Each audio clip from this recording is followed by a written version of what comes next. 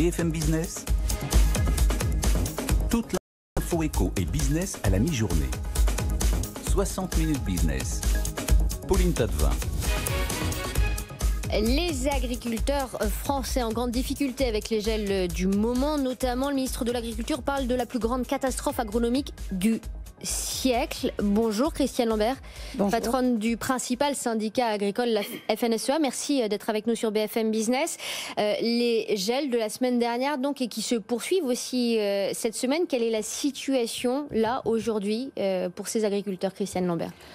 C'est effectivement historique puisque toute la France, sauf 2 régions, est touchée et dans des proportions extrêmement importantes. Dans certains départements, c'est 75-80% qui est touché et pour certains producteurs, c'est une perte totale, 100% de perte. Le choc a été tellement violent avec des baisses de température à -8, -10 historiquement basses que même les protections que l'on voit à l'écran, comme l'aspersion, n'ont pas tout résolu. Alors les agriculteurs ont lutté, certains ont combattu 3 nuits et ont tout perdu. Donc moralement, ils sont très affectés.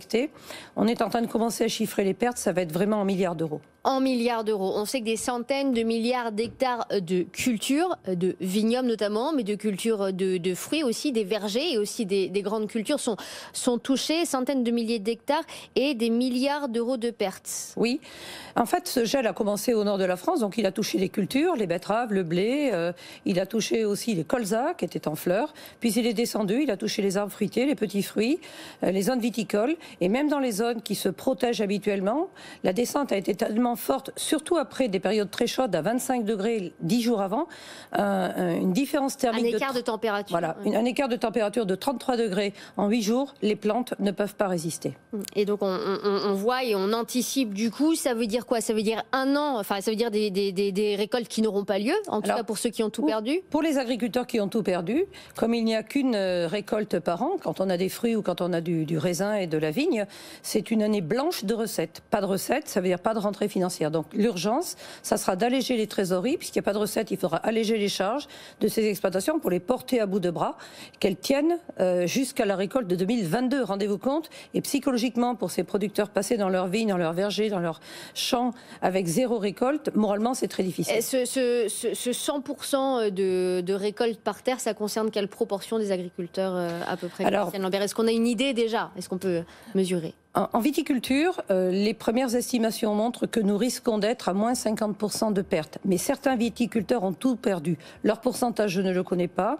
Mais certains départements comme l'Hérault, comme la Loire-Atlantique avec le Muscadet, comme la Saône-et-Loire avec les vignobles et les vignobles du Beaujolais sont particulièrement touchés. Donc ce qu'il faut bien regarder, c'est que nous en sommes pour l'instant à la période de la remontée des données. Les préfets vont recenser, les chambres d'agriculture et les FDSEA font un travail de recensement sur le terrain, champ par champ, vigne par vigne, c'est un travail fastidieux.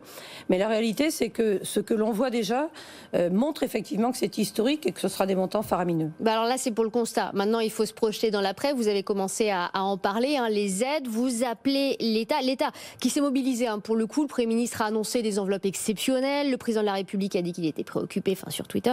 Il y a eu une réunion interministérielle hier à ce sujet.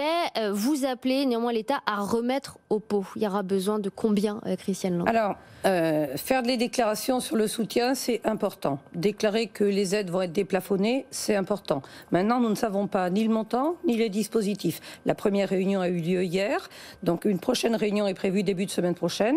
Il y a encore du gel cette semaine, donc on va aussi comptabiliser les pertes de cette semaine.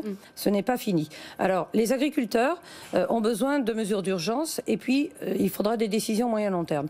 À court terme, il faut une année blanche en termes de charges sociales et probablement aussi sur les taxes foncières. Donc les agriculteurs n'aient pas ces dépenses-là à opérer.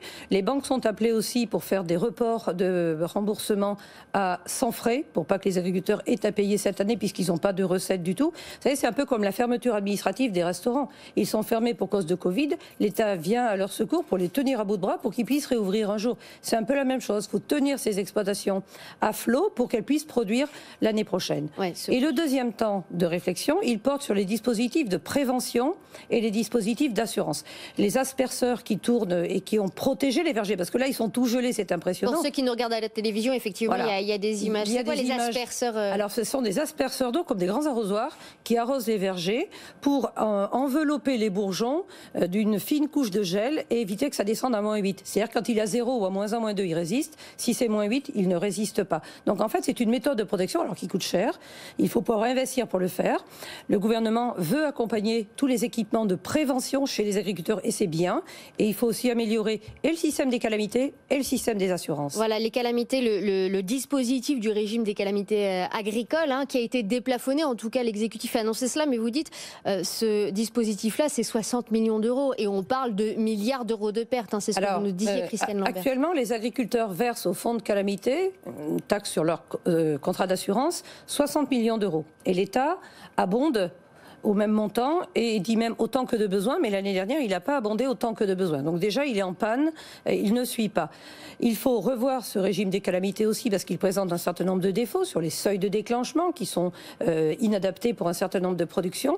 Et comme au maximum, il peut capitaliser 130 millions, bien évidemment qu'il faut l'améliorer pour qu'il puisse indemniser davantage. Le problème, vous nous le dites et on l'entend, c'est que ce genre de situation climatique, entre guillemets, d'événement va arriver de plus en plus souvent. C'est pour ça qu'il faut tout modifier en profondeur. Il y a l'urgence là, mais il faut aussi construire un autre modèle, notamment un autre modèle sur les assurances des agriculteurs. Là, c'est le ministre de l'Agriculture, Julien Denormandie, qui l'a dit carrément. L'agriculteur ne peut plus s'assurer tout seul. Il faut peut-être un soutien de l'État. Il faut une espèce d'entraide nationale pour cette assurance des agriculteurs. Le président l'a dit, le Premier ministre l'a dit, Julien Denormandie le dit, il faudra une solidarité nationale. Le changement climatique, nous en sommes tous victimes. Mais nous avons des champs, des vergers, des vignes qui sont au grand air. On ne peut pas protéger tout, on ne peut pas mettre un toit partout. Donc il faut une solidarité nationale, effectivement. Ce que nous proposons, c'est que l'État puisse venir en caution, en garantie sur les systèmes assurantiels et puisse intervenir en cas de coup dur, particulièrement dur. Nous pouvons souscrire des assurances pour les aléas classiques, mais quand il y a un événement aussi pharaonique que celui-là, il faut la solidarité nationale. Nous avons chiffré le besoin, nous l'avons présenté à plusieurs reprises à Bercy, au ministre de l'économie et des finances. Nous l'avons dit depuis plus de 10 ans, c'est maintenant le moment de le décider. C'est un fonds qui serait... C'est-à-dire que les agriculteurs s'assurent. Il faut aujourd'hui mobiliser 300 millions d'euros supplémentaires pour que les dispositifs assurantiels, en plus de ce que nous payons, nous agriculteurs, pour justement apporter la couverture nécessaire dans ces cas d'aléas particulièrement et une assurance, voilà, et qui sont amenés à se répéter ces aléas climatiques. Vous avez appelé à l'aide aussi les distributeurs. Alors on le sait, on le raconte sur cette antenne, les difficultés de discussion avec les distributeurs, notamment dans le cadre des négociations commerciales pour fixer les prix finalement. Là, vous les appelez à l'aide aussi pour vous aider dans cette situation. Il faut dire que l'année dernière, au premier confinement, les distributeurs ont été appelés à être solidaires et à jouer le jeu et ils l'ont fait. Ils ont privilégié les produits français. Malheureusement, ils ont un peu perdu l'habitude au deuxième confinement. Là, nous savons que nous allons manquer de fruits. Il y aura des fruits, il y en aura moins. Il faut qu'ils priorisent les fruits français. Et il faut aussi que les prix soient à la hauteur et qu'on ne soit pas rabiboté sur quelques centimes alors que les producteurs vivent des drames épouvantables. Donc j'ai eu plusieurs d'entre eux au téléphone ce week-end en leur disant « soyez au rendez-vous ». Et l'année prochaine, quand nous reviendrons en pleine production, il faudra aussi qu'ils soient au rendez-vous. Donc cette année, il n'y aura pas tous les fruits français que les consommateurs ont l'habitude de consommer. Il y aura des fruits étrangers qui viendront. Nous serons très vigilants sur la francisation des fruits, ce qui est quand même une pratique malveillante mais courante. C'est-à-dire qu'on achète des fruits à l'étranger et puis on met origine France en bien grand. J'ai vu fraises de Plougastel et puis en grand origine France.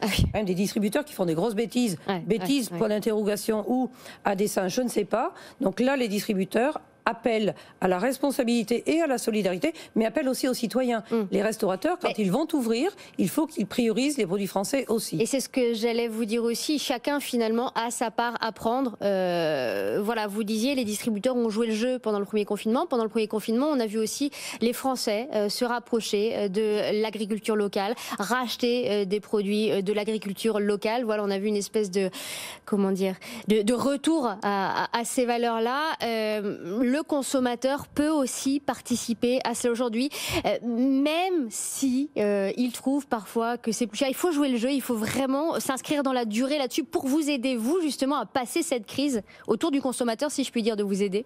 Bien sûr, les consommateurs ont un rôle déterminant. On dit parfois vos achats sont vos emplois. Si les Français n'achètent que des produits étrangers, ça met à mal l'économie française et donc les emplois des Français. Déjà aujourd'hui, en France, nous importons un fruit sur 2. Ça veut dire que des fruits d'ailleurs sont moins chers, sont quand même prisés.